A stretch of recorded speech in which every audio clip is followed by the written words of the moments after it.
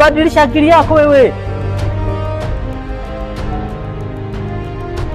na hatima yako unaweza ukafa ukiwa kafuku fuku fuku. Hivi huyu ananichukuliaje?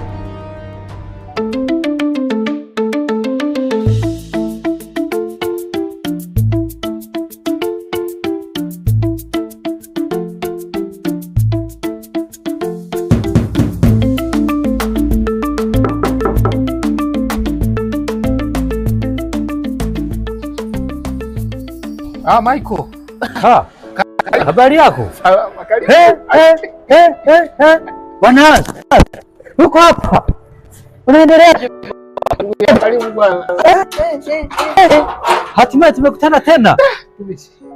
Unaendeleaje? Mbona umepotea hivi?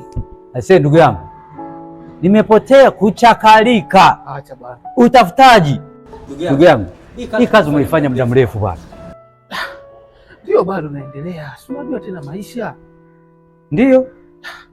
Hivyo bwana, napambana. Hey. Sasa unapambana, unaendesha familia pia kwa kupitia kazi yako? Kwa hivyo napambana, si unajua tena. Nilikuwa nauliza bosi wako Richard. Bosi bwana hayupo. Bosi Richard hayupo, ametoka? Ametoka. Sawa. Basi kama ametoka bwana, haina shida. Ndio kweli au macho yangu? Natakiwa kufanya jambo, kwa sababu haimaanishi maisha ambayo unayapitia haya. Basi kwa hiyo hapa ndio nyumbani. Ndio, hapa ndio nyumbani bwana. Karibu sana Michael.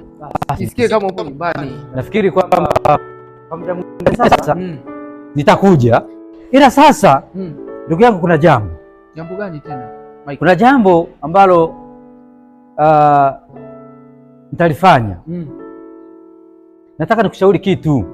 Kitu gani Michael? Hii kazi unayoifanya na umeifanya muda mrefu, haiwezi kuendesha familia wewe, haiwezi hata siku moja. Angalia maisha ulionayo, angalia nyumbani wanavyokutegemea, angalia kile watoto wanahitaji waende shule. Kwa mshahara wa shilingi 100 na 50,000 utalipa chochote wewe? Sasa ndugu yangu, mimi naondoka, lakini kwa muda mwingine nitarudi kwa ajili ya kuweza kuongea na wewe, kwa sababu moja tu. Hii kazi umefanya muda mrefu, lakini matokeo hamna brother, matokeo hamna. Watu naona wanajenga, watu naona wana magari, watu naona wanamiliki pesa, lakini wewe bado uko kwenye hali. Badilisha akili yako wewe.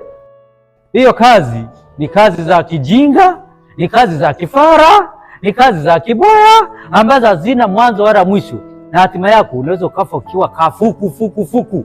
Kijana, naondoka, nikirudi tutawasiliana tena. Haya, baki salama. Salama bwana, nashukuru. Haya.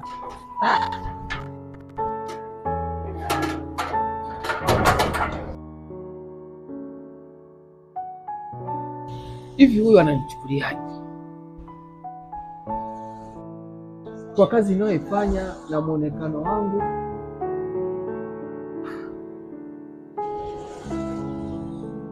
Lakini usimdharau mtu kwa kazi anayoifanya.